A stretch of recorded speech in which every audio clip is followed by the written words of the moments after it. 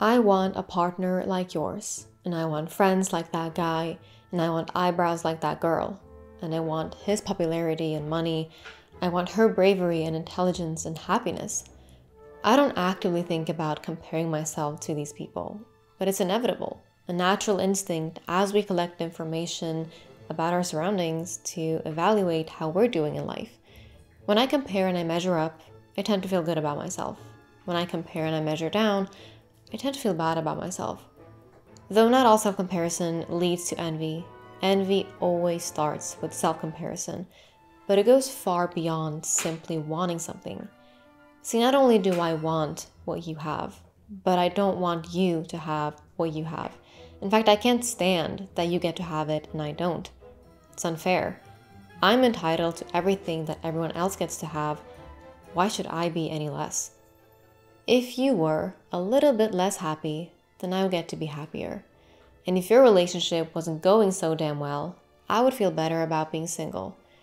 Everyone seems to like you and speak so fondly of you, so when someone finally criticizes you, it's deeply rewarding to me. In fact, you're not even that smart, or pretty, or funny, or accomplished. You have something that I want. I feel inferior to you, so in order to, at the very least, feel equal to you, I need to either bring you down or bring myself up. And since it's easier bringing others down than it is working on lifting myself up, that's what I will try to do. Yeah, so something like that is an example of how envy may play out in a person's mind.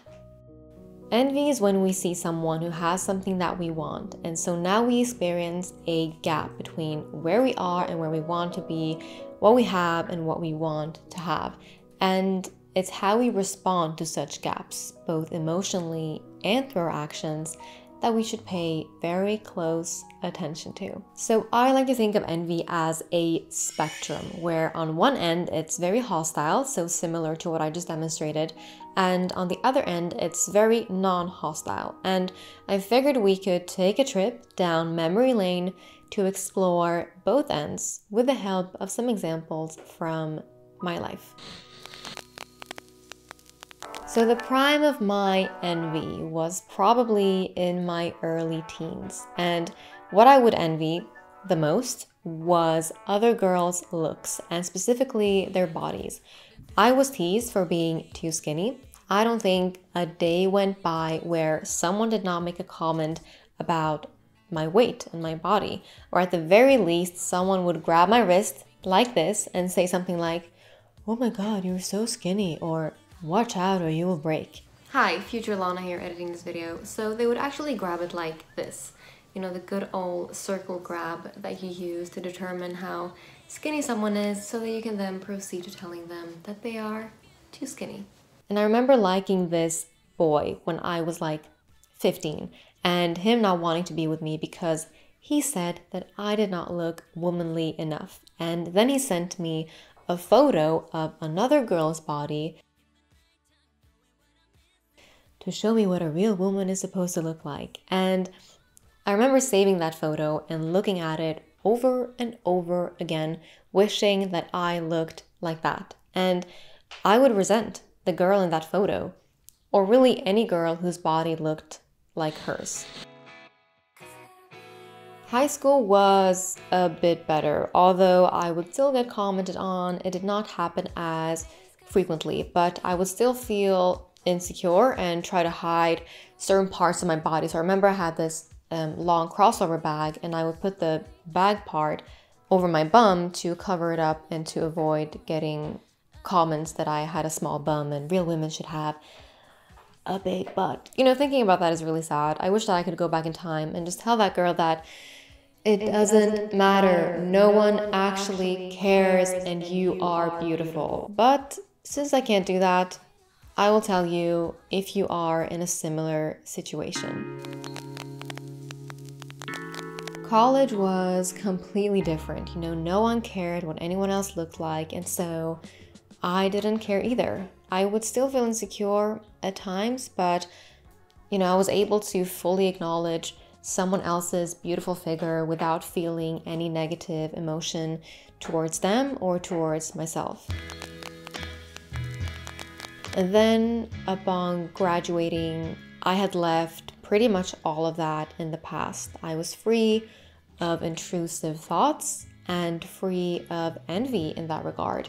And that's where I still am to this day. So let's start digging into what actually happened during those years. And it's important to note here, first of all, that according to studies, envy typically declines with age, meaning that teens experience it more than adults. So I would say that's the first thing that happened. I simply grew older.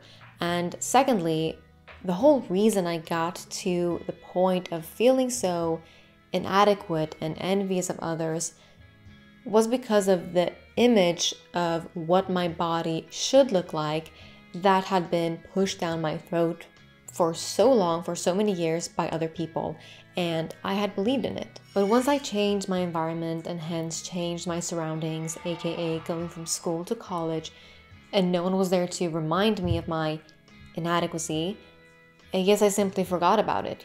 I was now the sole judge of what I felt when I looked myself in the mirror. And it turned out that I liked what I saw, and I no longer needed anyone else's permission to do that. And by the way, this is not to say that we should blame other people for our envy or our insecurities. I'm simply sharing how it played out for me in this particular case. Now, upon graduating, I experienced a different kind of envy. I envied people who seemed to have their jobs and careers all figured out and who seemed happy with what they were doing, because I did not have that.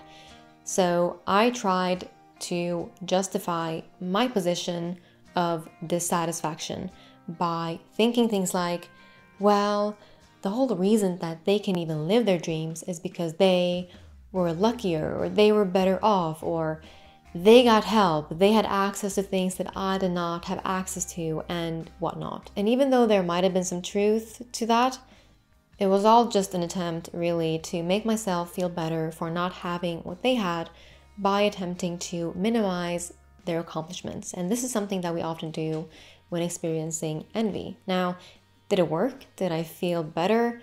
No, of course not. At best, a victim narrative, which is what that was, will have you remain stuck.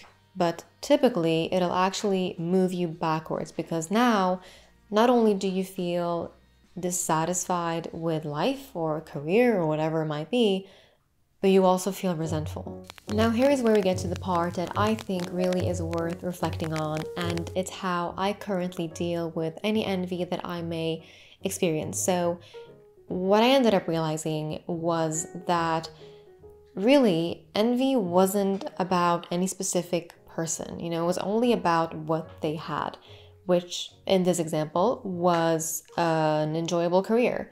And in thinking this way, in moving the person out of the equation, in separating the message from the messenger, or the possession or position from the person, I was able to do two things. So firstly, instead of viewing anyone who possessed something that I wanted in a hostile way, I started viewing them as people who had enlightened me, someone who had helped me identify a gap in my life, and perhaps even someone that I could set as an example or as a teacher.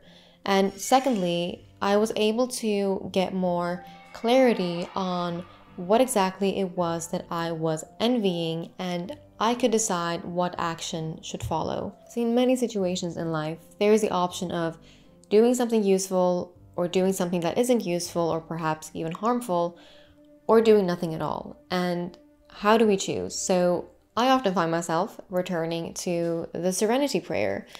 God grant me the serenity to accept the things that I cannot change, courage to change the things that I can, and wisdom to know the difference. Now, I already have a video about quitting my job and pursuing what I'm doing now, so I won't get into that here, but this would be an example of non-hostile envy, where my envy actually even led me to something good. And now this all begs the question: is envy always a sign that we lack something we ought to be pursuing? And is the best thing to do when experiencing envy to seek to improve ourselves or improve our situation? Well, I definitely think that self-improvement is the better option as opposed to self-destruction or engaging in the destruction of others. But there's also the option of simply doing nothing. There may be a lot of things in life that we envy, but that doesn't mean that having all of those things would improve our lives or make us happier. Every single emotion that we feel is not a sign that we need to change something.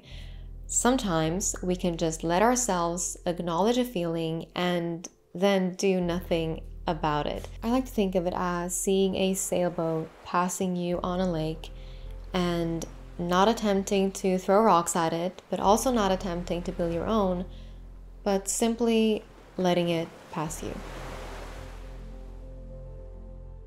Now, sometimes we may envy someone for a skill that they have.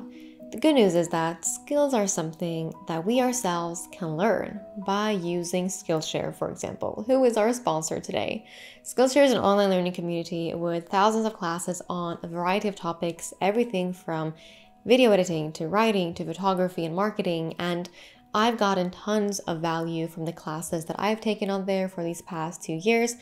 There's still so much more for me to explore there, and I'm currently taking this class called Context is Key: Social Media Strategy in a Noisy Online World, and is taught by none other than Gary Vaynerchuk. And it's very thorough, and I think it's really great how he covers so many different social media platforms in this class, such as Twitter, Instagram, and Pinterest. Now, if you would like to check out that class or try out any class on a topic that may interest you personally, I have a special offer for you. The first 1,000 people to click the link in my description box will get a free trial of Skillshare Premium membership, and after that, it's only around $10 a month. All right, thank you all so much for showing up to this conversation here today. Please share your thoughts on the topic of envy. I'm very curious as to what your experience is, and could you relate to my experience at all? Let's chat about it in the comment section, and as always, I will see you there.